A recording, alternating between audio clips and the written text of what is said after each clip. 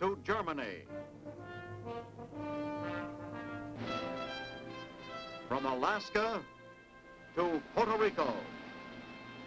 All over the world, the United States Army is on the alert to defend our country, you, the American people, against aggression.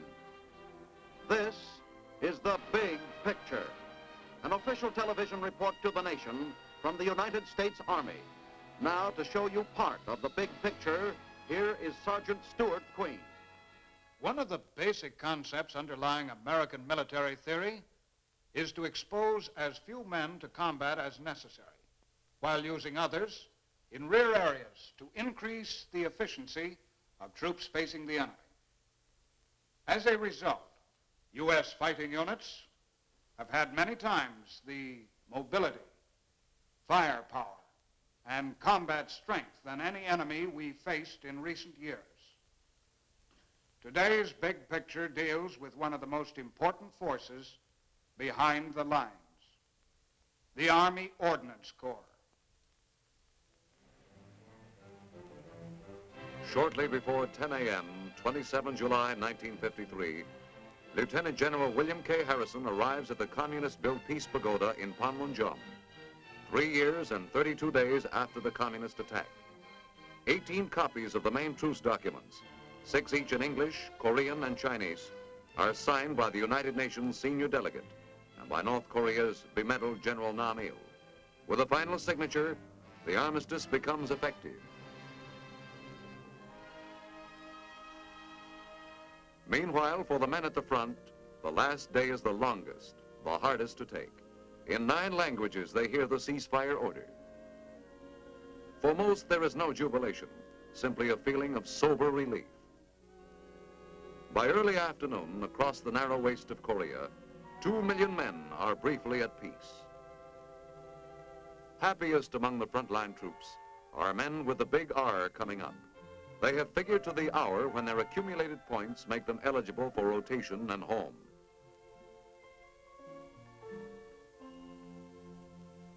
UN forces receive the order. Do not shoot unless you are shot at. But the Reds decide to slug it out until the final bell, set for 12 hours after the truce signing.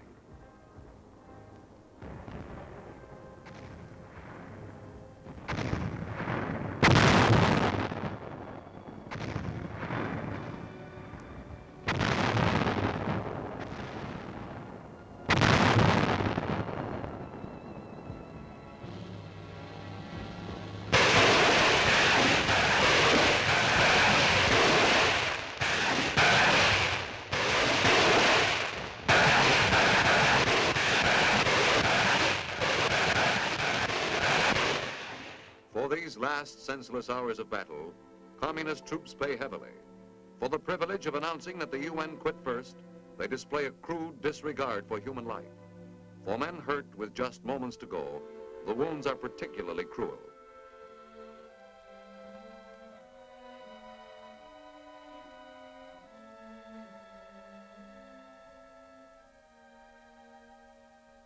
Next morning, familiar sounds are gone.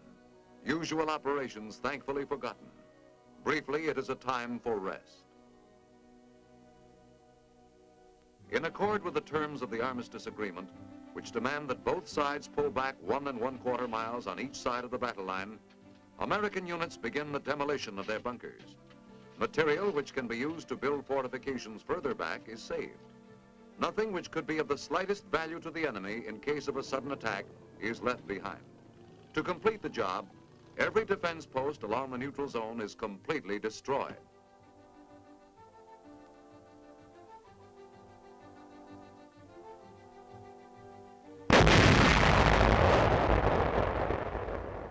Following the communist invasion of South Korea, the United States poured more than 73 million tons of supplies, guns, and ammunition into the Korean conflict. Our experience following World War II taught a lesson of vital importance. Today, a determined effort is made to collect all reclaimable material. War demands and consumes vast amounts of expensive equipment. But many basic tools of war may be saved to help form a reservoir of power against a future emergency. Just as the Korean armistice prohibits raising the level of existing forces on either side, so it provides that worn out or damaged aircraft, tanks, or artillery pieces may be replaced only piece by piece. To the Army's Ordnance Corps falls the biggest job in maintaining the balance of our fighting strength.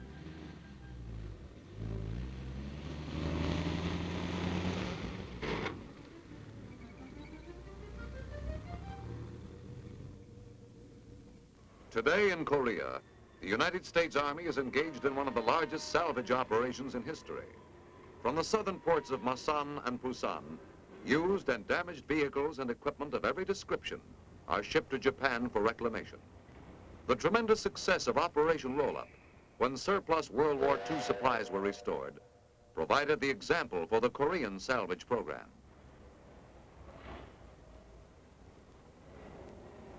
Most transport ships are unloaded offshore because dock space is at a premium. LCMs of the Army's boat battalion augment the usual barges to cut the unloading time when each ship must lie idle. Army seamen who operate the boats not only speed the salvage program, but also gain valuable training, which may be useful in some future amphibious operation.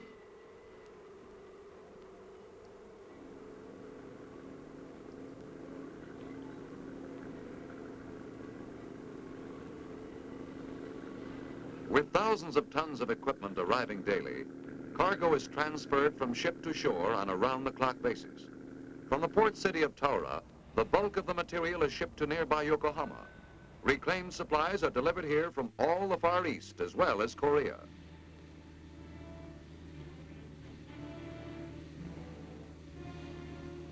Maintaining a modern, well-equipped army runs to millions of dollars a day, but untold millions are now being saved thanks largely to economies effected by the Ordnance Corps.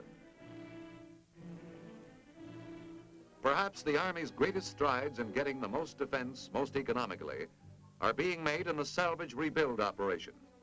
Today, vast numbers of vehicles and equipment are rescued from the graveyard to receive a second life. No item is too large to handle, and no piece of machinery is so badly damaged that it cannot be repaired, or at least provide valuable spare parts.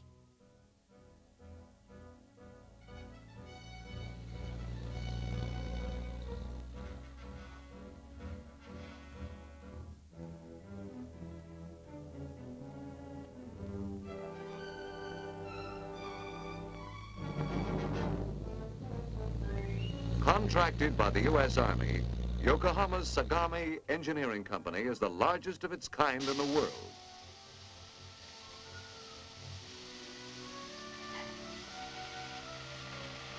From the vast storage areas, machinery to be rebuilt first receives a thorough cleaning. Hot steam baths blast away dirt collected over a period of months. Simultaneously, sharp-eyed inspectors go over each piece of equipment to estimate the extent of repairs needed.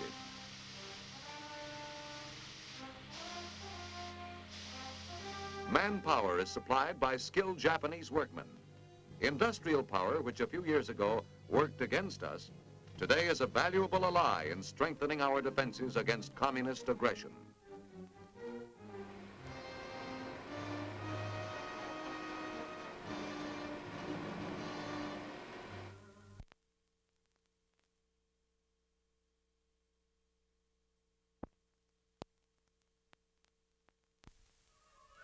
Here, every machine is stripped down to the last bolt.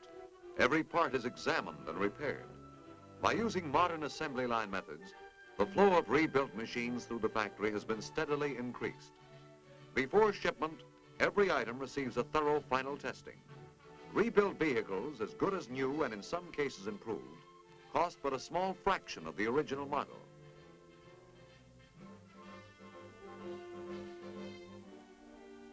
Impressive accomplishments of rebuild plants like Yokohama's, however, are important, but relatively small in the total ordnance picture. In the United States, at the heart of the Army's ordnance network, are 43 major depots, some so vast that trains are needed to bring workers from the gate to their jobs. Depot business is big business. Ordnance is the largest technical service in the U.S. Army, and spends nearly half of every Army dollar. The responsibility is tremendous, but ordnance planning and execution are more than up to the job.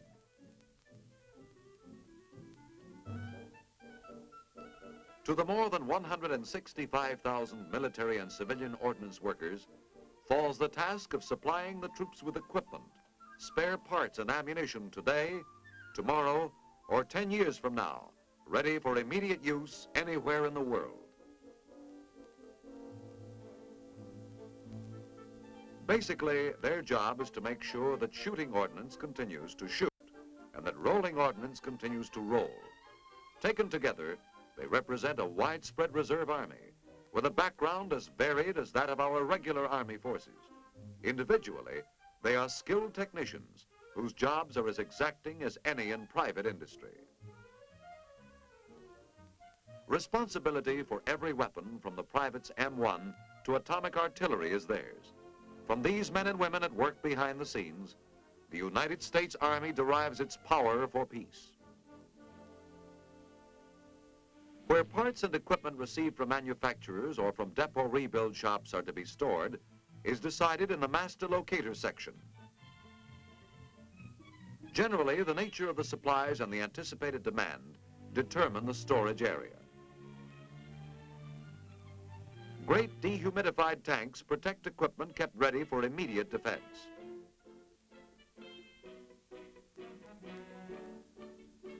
Boxed parts processed for long-term storage receive canvas shelter.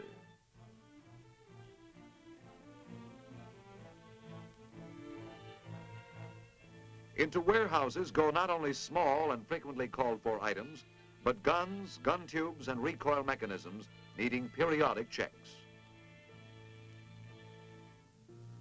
Above the warehouse bins are reserve stocks for bin refills. Bins are laid out to take care of the smaller parts ordered most frequently in small quantities.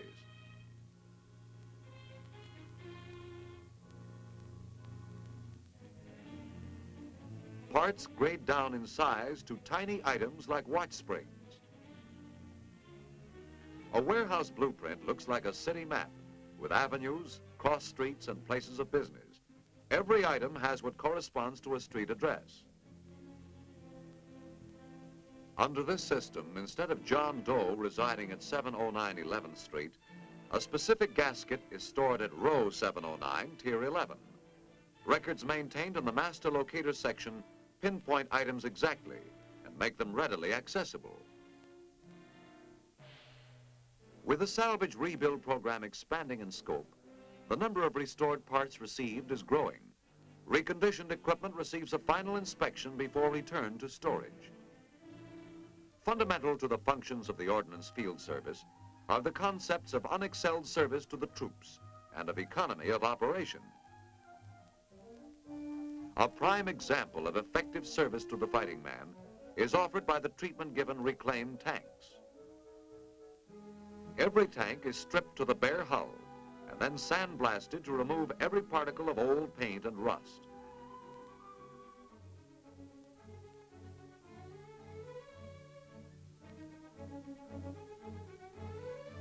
Sub-assemblies and minor parts are ready during painting. Engines are torn down and rebuilt from the bottom up. Reclaimed parts are used whenever possible. Dynamometer testing assures perfect reconditioning. Each component is handled by specialists. Gun and mount are put into top operating condition. Improvements are built in with every overhaul. Rebuilt engines and other major assemblies come together right on schedule. When a completely overhauled tank moves off the line, another is waiting to take its place. Every tank which has been given a second life is double-checked for speed, firepower, and mobility.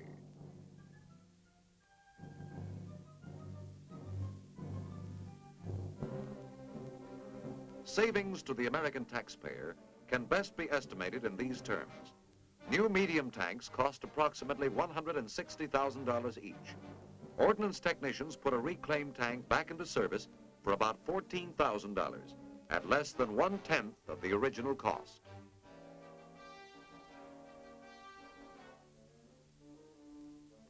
Tanks not worth repairing yield valuable spare parts. Nothing is wasted. Essential to the smooth working of a tank turret are 150 bearings of the finest tolerance. Their steel alloy composition alone makes them valuable. When out-of-date tanks are scrapped, every turret bearing, as well as any other salvageable item, is recovered.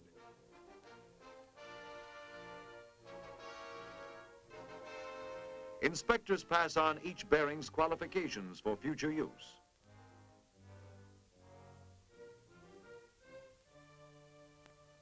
Each year, Army Ordnance saves thousands of dollars by demilitarizing small arms ammunition, which has become unsafe for use. Ammunition handlers start the process along a conveyor into a delinking machine, where cartridges are separated from the belt. Specially designed machines extract the bullet and the powder from the cartridge.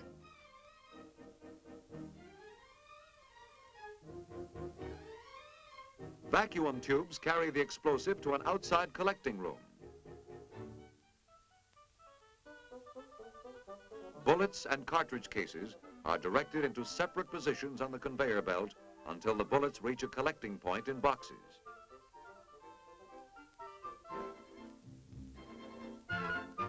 Conveyors now carry the cartridge cases to a deactivating furnace beyond, where the primer is popped, making them harmless. Brass salvaged is offered for sale. Until recently, such brass had little sale value because no machine had been developed to deactivate the cartridge. Today, reclaimed brass returns approximately $3 million a month. Battle-worn small arms receive a treatment different from ammunition. To prevent corrosion, they are returned with a heavy coat of grease. Detergents remove the protective coat.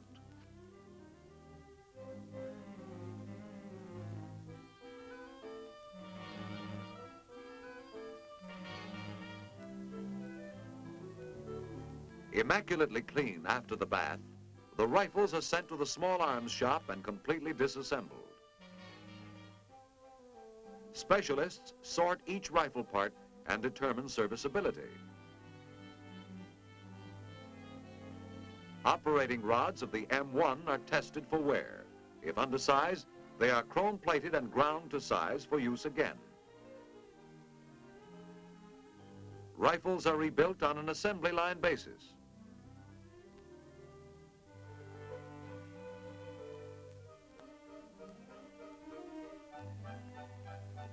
Every gun is test-fired in the gun-proofing room to assure quality. From stock, it will again become some soldier's most valued possession.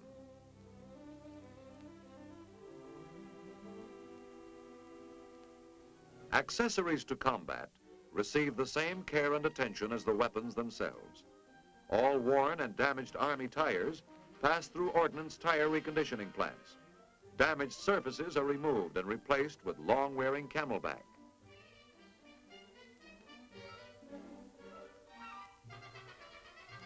When baked, tires come out as good as new, ready to be placed once more on equipment which the mobility of a modern Army requires in 1,000 different ways.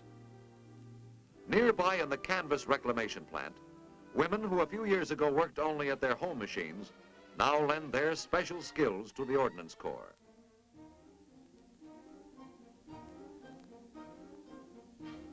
Of the 13,000 women who work in the depots, a great percentage today have jobs that prior to World War II were held only by men. The mechanism of a carburetor or a thermostat is no longer foreign to these women. Rightfully proud of their contribution to the defense effort by taking on more and varied positions, they also free men for other and heavier jobs.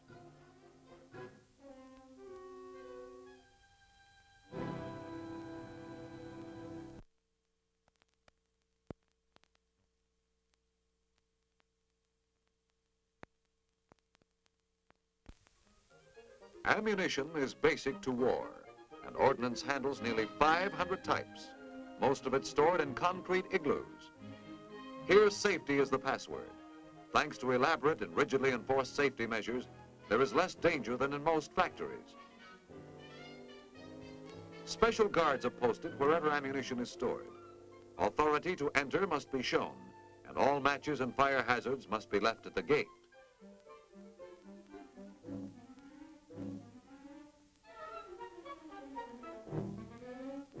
Each lot of ammunition is inspected at least once a year to determine that no cause exists that might contribute to malfunction.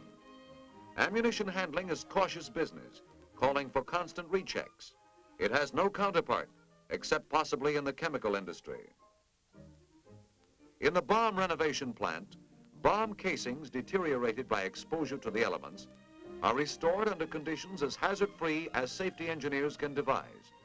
One at a time, bombs weighing up to 2,000 pounds pass on a monorail through doors of 3-inch armor plate for shot blast treatment. The room has 3-foot thick reinforced concrete walls. No one is permitted in the room while the shot blasting is in progress, and the doors cannot be opened while the operation goes on.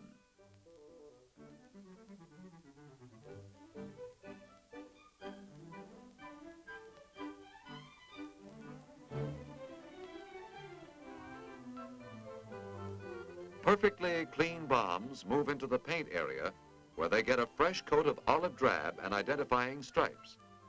When a bomb reaches the end of the line, it is ready for storage or for delivery where